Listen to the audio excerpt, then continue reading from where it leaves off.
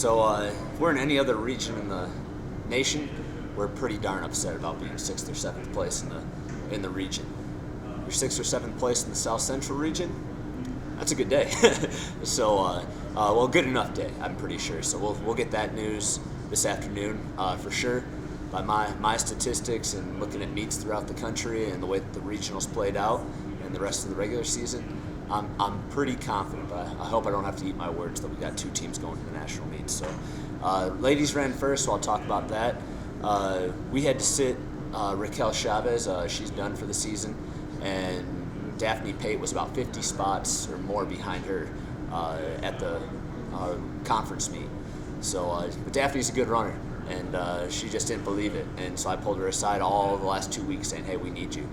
And sure enough, Daphne came through for us, and she finished 63rd at the Lone Star Conference meet. She was the 21st best Lone Star Conference runner at the South Central Regional. So you want to say who got us there? When we beat CSU Pueblo, if we make it, who's going to be that one who did the job? It's going to be Daphne, because we only beat CSU Pueblo by about, I think, 10 points. So she probably finished, compared to what she should have finished, she should have been 130th, 140th.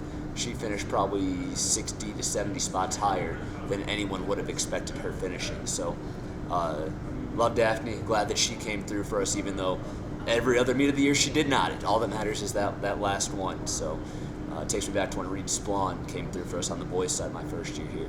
But no, outstanding runs by Florence, Eleonora, Grace, leading the way, just doing what we needed them to do. So nothing extraordinary, nothing spectacular out of them, but just doing the job that they knew how to do. Now they're confident. Florence and Elle will be at the national meet regardless. They know they can go and compete for hopefully top 10, top 5 spots at the national meet in Florida. So they're the 2 that I know are going.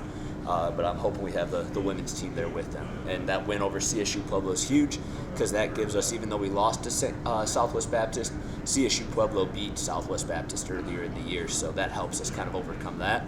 And CSU Pueblo also beat Western State earlier in the year, and Western State beat Colorado Christian. So that's the way they look at things. So technically, even though we lost to those teams, we kind of get their wins as well over the teams they beat earlier in the year. So that's why I'm optimistic. We'll see if the formula plays itself out. So it's really crazy, really confusing, but our ladies belong there. They're a top 20 team in the nation. So really hoping we get good news this afternoon. The boys, looking at it, the way the race played out, it doesn't look that good because we don't got any boys up front. Innocent had his worst race of the season, but still ran tough. I think he wanted to drop out a number of times, but him finishing it out made sure that we stayed 6th place. I think we still would have been 6th, though, without him. So Harry Lurador, even though it wasn't an awesome race for him, we still would have been 6th, even if Innocent had dropped. So we had 6 really good runners out there, and our 3 through 5 guys, I think, did a great job just running tough. They would have been all region in any other region across the nation. That Noah Bundrock, Jay Hall, Briggs Whitlake, if they were in the Midwest, the West, Central, any of the other 7 regions, they would have been top 25 finishers. So it's just a testament to how strong this region is, and they just ran great. They ran tough. Didn't look great on paper. I mean, no one wants to brag about being 39 to 44 range, but in this region, it's an awesome run. It means you're probably a top 100, top 90 runner in the nation when we go to if we go to the national meet. Zeke, disappointed he won the regional, but he didn't have the best summer, and that comes back to show. So a little disappointed there, but I think did enough for our team to be able to, I think, get out. So some great individual performances were lacking, but a great team performance, yes, I think we had that, and I think those boys are a top 15 team if we're at the national meet. So this is y'all's best performance in program history as far as the regional meet goes. Kind of what does that tell you about the team? For the women, yes, it tied our performance that we had a couple of years ago. My first year here, we were 7th as well, but the region's a lot stronger than it was that year. I think they got maybe 5 teams out that year, and the last time there was a regional meet, we were 12th, and the region only got 4 bids out. So if we get out, we're going to get at least 7. I think CSU Pueblo gets out as well, so I think we're going to get 8 bids out. So I think that more so just the way that they ran in that kind of competitive field tells me we're ready for the national meet, because we ran tough against really good competition. So not just up front, but also at our 4-5 with Betty and Daphne ran decently well. We got to do a little better. but they ran good enough, I believe. So it just tells me that both teams, they're ready for national level competition with the way that they ran against the other teams in the South Central. You talk about not having to be satisfied with the individual performance. Ultimately, like you said, it is a team race, so the team came together stronger. Just overall, what do you think your chances are heading into nationals if you guys get through?